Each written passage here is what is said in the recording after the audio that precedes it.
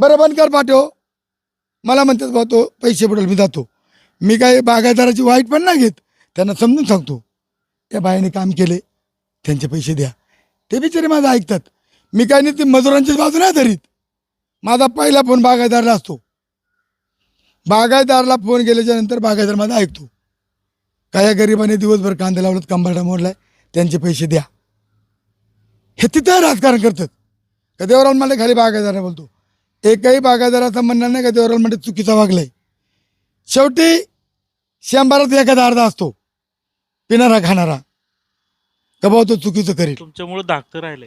धाक म्हणजे जनता खाली मशाला धाक आहे तसा इकडे पण धाक. अहो संदीप भाऊ पहिलं मशाला जायचं ना, बिराडो झोपलं का ते लोकांक दादा लोक असायचे, एवढा असा लांब चाकू असायचा, ते चाकूना कासरं कापायची आणि रात्रीचं पटला ना बैल सोडून यायची आणि माणूस बोलायला गेला का त्याला पराणी लावायची. त्यांच्या काठीला अशी चुकोची पराणी असायची, अशी टोचायची पराणी. हे मी डोळ्याने पाहिले. माझे वडील आज हयात नाहीत. माझ्या वडिलांनी पराणे टोचताना मी पाहिलेले. आणि तो बदला घेण्यासाठी मी तिथं मंडप टाकतोय, लोकांना न्याय देतोय. हे तिथं येते नाही. मी पेंड्यावर झोपले संदीप. वडिलांना हे केलं होतं. पराने टोटलो होता बैल माझ्या वडिलांनी. किती व्हायचे होते? मी त्यावेळेला काहीतरी 11 वर्षाचा होतो आणि मी वडिलांसंग म्हशीवर गेलतो. तर माझ्या वडिलांनी एक सोनखायरा बैल आणला होता. सोनखायरा बैल आणला, तो बैल त्या लोकांना पटला. तर माझे वडील ते किंमत जास्ती सांगायची. ती त्यावेळेची किंमत मला आठवत नाही, पण किंमत जास्त तो बैल त्यांना पटला. वडील म्हणणं मला याच्यात एवढी किंमत आली तरच द्यायची, तिथं द्यायचं नाही. रात्री 1 वाजता ते लोक आले. ते रात्री 1 वाजता लोक आल्याच्यानंतर तो बैल आमचा झोपलो होतो आम्ही. तर त्यांनी असं तो चाकूने कासरा कापला, बैल घेतला. ते आम्ही असं वर उठाय गेलो का वरून काठी उगारायची, आरड्या गेलं का ढोमचायची. मग आरड्या करता करता ते बैल आमचा घेऊन गेले. तुमचे वडील पुढे गेलो काय केलं? वडिलांना आमच्या पराने लावल्या. तुम्ही काय करू शकले? काय मी एकटा, माझं वय किती 20-25 जण होते, मी काय बोलू शकलो नाही. पण त्याच वेळेला मी त्याच म्हशीच्या मातीमध्ये रडलो. माझ्या डोळ्यातून पाणी आलं. म्हणलं इथं मी ज्या वेळेला मी मोठा होईल, मग मी करता होईल, माझ्यात काहीतरी हिंमत येईल, त्या टायमाला मात्र ह्या म्हशीच्या मातीमध्ये मी इथं माझ्या वडिलांना ज्यांनी पराने लावले ह्या मातीमध्ये मी काहीतरी बदल घडील, असं माझं स्वप्न होतं. आणि मग मी त्या मातीमध्ये मी मोठा झाल्याच्या नंतर वडील मग बैल चोरून नेल्याच्या नंतर वडील काय म्हणत? काय नाही, रडायचे वरडायचे. सकाळचं उठून बिछाना आवाला नाणे गाठ्यांना घरी निघून आलो त्यांच्या महाराभ्यांना. शेवटी बोलायला गेला तर हाक ना बॉम्ब. मग लोक म्हणजे तुम्ही जावा, आता ते लोक आली तर मारतील. पहिले लोक घाबरायची. त्याच्यानंतर हळूहळू मी मोठा झालो, मोठा सरपंच झालो. मग मी तिथं जायला आलो. मग त्या मला मागच्या आठवणी यायला लागल्या. मी रडायचं. मग आता तिथं माझा जवळजवळ 50-60 लाखाचा खरेदी असते. उलाढाली असते माझी दरवर्षी. गाजवाज माझा मंडप वगैरे 1 लाखाचा माझा मंडप असतो. मी घरची इंद्रायणी तांदूळ 4-5 पोती नेतो. मला साखर नेतो 1 पोता. ठीक आहे, आता ते मोठेपणा झाला तुमचा. मोठेपण नाही, मग तिथे येणाऱ्या माणसाला चहा प्यायचा असला ना तरी गावात जायला लागत आहे. मग मी आपला 10 रुपयाचा चहा फुकट दिला, आपण काय फार पैसे आले नाही, समाधान. मी खुशी माझं जीवन. मग आता इकडं सुद्धा तसं दाखित म्हणजे तुमचं आहे बनकर फाट्यावर किंवा काही लोक जे शोषण करतात त्यांच्याकडे. बनकर फाट्यावर समजा एखाद्याचे पैसे खोती ठरली 25,000ला आणि ते म्हणणार बा लवकर झाले दुपारी हे 15त घ्या. त्याने म्हणलं ना आम्ही सगळे पैसे देत नाही. नुसतं म्हणलं देतो का सांगू आता अध्यक्षाला, नको नको नको नको नको देऊन टाकी तू. म्हणजे आता मला जायला लागत नाही. नुसतं म्हणून देतो पैसे का सांगू देवराम लांडेला, लगेच देणार. त्यांचा राग पण असेल ना काही लोकांचा, नाही, हे अजिबात देवराम नाही. लांडेमुळं काय बाबा पैसे द्यावे लागले आपल्याला. 2% लोकांचा राग फक्त, बाकी बागायतदार चांगले. बागायतदार तर आमच्या अॅट्रॉसिटीचे धमके देतात अशी अजिबात नाही. कुठल्याही एखाद्या बागायतदारांना सांगावा, कुठल्याही आत्तापर्यंत एकाही बागायतदार अॅट्रॉसिटी झाली नाही आणि होणार नाही. बागायतदारही माझेच आणि मजूरही माझेच. तुम्ही जर असं केलं तर मग इथं लोकांना रोजगार नाही भेटणार. UP बिहारवरची लोक यायला लागले असं तुमचे हे नीतीच म्हणतात.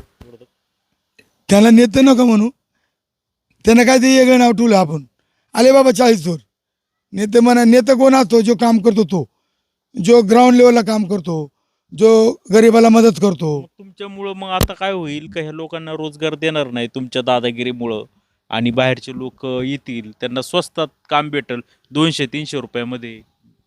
हे खोटे सगळं. त्या बाहेरच्या लोकांना फक्त कांदा काढता येतात, लावता नाही ती बिहारी येतात ना, त्यांना कांदा एकदा लावायला ते कांदा नाही लावता येत त्यांना. आता ही जी आपली मजूर कांदा लावतात यांना भात लागवडीची सवय आहे. म्हणजे भात लागवडीमध्ये आणि कांद्यामध्ये काहीच फरक नाही. जसं आपण भात लावतो ना असा मूठ सोडा का टोचितो, तसा हा कांद्याचा रोप मूठ सोडा टोचायचा. तुमच्यामुळे रोजगार संपल असं म्हणायचे त्यांना. नाही नाही नाही नाही नाही. विरोधकांना काय बोलायचं ते बोलतात संदीप भाऊ. विरोधक हा बोललाच पाहिजे, पण आपल्यामुळं रोजगार मिळतोय आणि बागायतदाराला रोजगार भेटतोय. हा म्हणजे महिला भेटतात. महिला भेटतात. बागायतदारचं काय काय शेतकरी मला सत्कार करतात का देवराम नांद्यामुळं आम्हालाही नाही भेटतो. मी कधी कधी आमच्या मित्रांनो पण चिडतो, ज्याचा रोज घेणार ना काम चांगलं करा, उगाच काम नाही करायचं आणि मला खोटं सांगू नका. असं पण कधी कधी होतं का म्हणजे महिला पण कधी थोडं कधी महिला काय करतात, काम नाही केलं का मग कधी खोटी तक्रार आली तर मी कन्फर्म करतो, तुम्ही जर हे काम बरोबर नसेल केला म्हणून तुम्हाला 2,000 कमी दिलेत, ते नीट करून द्या. असं होतं ना. म्हणजे बागायतदाराची चूक आहे असं नाही, मजुरांची पण चूक होते. ती जर मजुरांची चूक झाली ते आपण खात्री करतो ना, कन्फर्म करतो. भेदभाव नाही. भेदभाव नाही. त्यांना सांगणार तुम्ही हे काम पूर्ण हे तुम्ही पूर्ण काम करून द्या. आता मध्ये एक प्रकार झाला काहीतरी त्यांना, कधी काय होतं समजा लाईट गेली त्यामुळं राहिल्या समजा 1 तासभर काम करायचे पण यांची 5 वाजता सुट्टी झाली, काय 1 तास काम करायचं होतं पण त्याचं सगळं अडतं त्या बागायतदाराचं, त्यामुळे चिडचिड होती. मी लोकांना सांगत असतो 2 तास लाईट गेला ते 2 तास भरून काढा आणि मग तुमचा रोज मागा. कारण बागायतदार सुद्धा कधी कधी कांद्याला बाजार असतोय नसतोय, तो कर्ज काढून बिचारा मजुरी देतोय. आज 500 आज 700 रुपयापर्यंत मजुरी द्यायची. बागायतदार पण अडचण ते. तर बारीक विचार केला ना संदीप भाऊ आज, तर बागायतदारापेक्षा मजूरदार सरस आहे.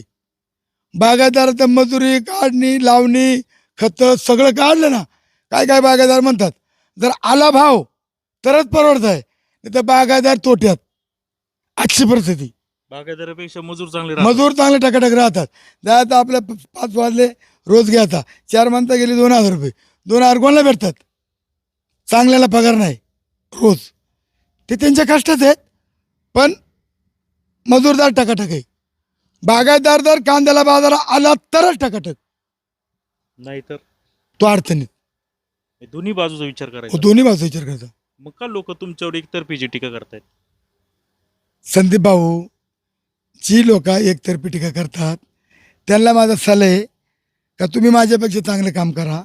समजा मला एक सांगा, आता ठीक आहे, आता टीका करणारी लोक विरोधक हे विरोध करणार. आता या माध्यमातून तुम्ही सांगाल का समजा काही महिला ज्या काय समजा आता 5 वाजताच घरी जातात पण एखादं वाफा किंवा काय लावायचं आहे तो राहतो, मग शेतकरी थोडासा विनंती करतो पण ऐकत नाही, निघून जातात, मग असे बागायतदार बी तुम्हाला कॉन्टॅक्ट करू शकतात का? फोन करतात मला, हो लांडे साहेब त्यांनी निमा काम टाकून गेलात, तुमच्याकडे तक्रार येईल, तेवढं आलं तर त्यांना सांगा का मला बागायतदारचा फोन आलता. असा पण माझा कॉन्टॅक्ट आहे. तुम्ही त्या महिलांना सांगता का फोन? महिलांना मी सांगतो मला बागायतदारचा तुमच्या आधी फोन आलता, त्याचे राहिले कांदे लावून घ्या आणि तुमचे पैसे घेऊन जा, हे मी सांगतो ना. हे मला असे 9-10 उदाहरणं घडलेले आहेत या परिसरात बनकर फाटीच्या. असं काही नाही. म्हणजे हे जे पुढारी जे चुकीची टीका करतात ना, त्या टीकेला काय महत्त्व नाही. बागायतदार पण माझ्या कॉन्टॅक्टमध्ये आहेत ना. तुम्ही एक दिवस मला सांगा, चला आपण जर बनकर फाटे गेलो ना तर बागायतदार भेटेल ना, 7-8-10 जण आपली कॉपी पाजणार, एवढी आपली मैत्री आहे बागायतदारांची. चाहता वर्ग आहे. हो, चाहता वगैरे बागायतदार सगळे मशाला येतात माझ्या, बनकर पाटा, उदापूर, डिंगोरे मला जेव घालतात. तसं काही नाही. हे फक्त काही निवडक लोक फक्त टीका करतात, पण बागायतदारांतर माझं काय नाही, ते पण माझे मित्रच आहेत.